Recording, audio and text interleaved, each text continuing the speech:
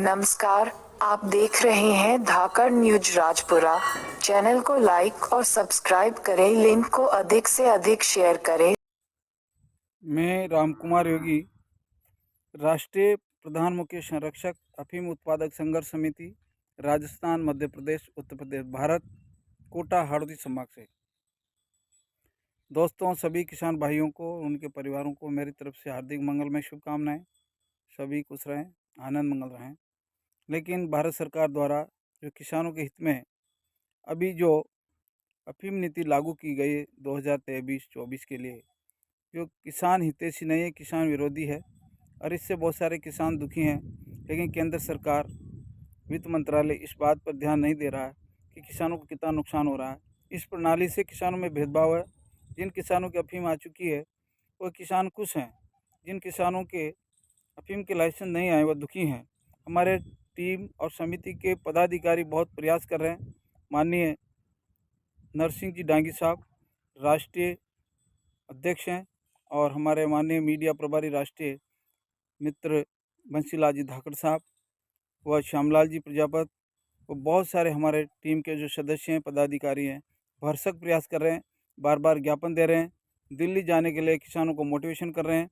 लेकिन हम नहीं चाहते हैं कि किसानों को परेशानी ज़्यादा से ज़्यादा हो सकता है हमारा काम यहीं से हो जाए तो बहुत अच्छा है। लेकिन फिर भी हम प्रयास करेंगे कि अगर हमारा काम नहीं हो पाया या मार्फिन वगैरह समाप्त नहीं हो पाई या सीपीएस को नहीं हटाया गया या एनडीपीएस की धारा जो ज़बरदस्त किसानों पर लगा रखी है और किसानों को जेल में डाल रखा है, वो प्रणालियाँ बंद की जाए। भारत स्वतंत्र है, इसमें किसी प्रकार से किसानों का शोषण नहीं होना चाहिए। अगर किसान का शोषण होता है तो भारत कभी तरक्की नहीं कर सकता। किसान को किसी से डरने की आवश्यकता नहीं है। एक ज़माना था जब मैं 2000-2001 में अकेला ही व्यक्ति अफीम की खेती के लिए संघर्ष करता था, लेकिन उस समय किसानों को डर लगता था, कोई साथ नहीं देता था। लेकिन आज हमारे किसान संगठित हैं और जागरूक हैं और एक के साथ कंधे से कंधा मिला के चलने के लिए तैयार है। मुझे बहुत प्राउड है हमारी टीम पर और हमारी समितियां और भी बनी हुई हैं।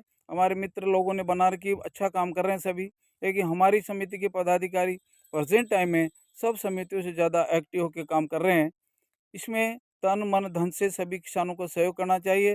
केंद्र सरकार का विरोध करना चाहिए। हम किसी पार्टी पॉलिटिक्स की बात नहीं करते हैं। हम किसान हैं, हमारा परिवार किसान है। हम भारतीय हैं और लोकतंत्र के हम भी एक चौथे पिलर, पांचवें पिलर के रूप में काम कर रहे हैं। इसलिए भारत सरकार को किसान को मजबूत बनाना चाहिए। अगर किसान को मजबूत नहीं बनाएगी सरकार तो आने वाले समय में सभी किसान संगठित होकर किसान को और नुकसान ज़्यादा हुआ तो किसान देश के हित में काम करने से इनका मन हट जाएगा। इसलिए हम चाहते हैं कि किसानों का मनोबल बना रहे, मनोबल गिराए नहीं सरकार, इनका सहयोग करे और किसी भी प्रकार की समस्या हो तो उसमें किसानों को सहयोग प्रदान करे। मैं यही उम्मीद करता हूँ कि आने वाले समय में सीपीएस को हटाया जाए, किसानों को 15,000 से 25,000 रुपया प्रति किलो का पैसा दिया जाए, एनडीपीएस की धाराएँ हटाई जाएँ, 2003 के भी पट्टे फंसे हुए हैं उनको भी क्लियर किया जाए। एक बार किसानों को पर्याप्त रूप से चांस मिलना चाहिए। अगर 10 आरी नहीं तो 5 आरी अफीम प्रत्येक किसान को एक बार दी जाए। जो 1997 से लेकर के 2022 तक अब किसान के सामने सैंपल चेक नहीं होता है और उसकी शुद्ध क्वालिटी को अशुद्ध बताकर उसके माल को ख़त्म कर दिया जाता है। तो मैं केंद्र सरकार से कहना चाहता हूं कि उसका घटिया किस्म का जो माल था 15 किलो या 20 किलो या 10 किलो, वो गया तो कहाँ गया? उसमें किस प्रकार की मिस्टेक निकली? क्या उसमें शुगर मिला हुआ है या गुड़ मिला हुआ है या उसमें खल चूरी मिली हुई है या उसमें कोई शक्कर चीनी मिली हुई है या टाँका मिला हुआ है या और बॉर्नविटा मिला हुआ या पाउडर मिला हुआ अमूल?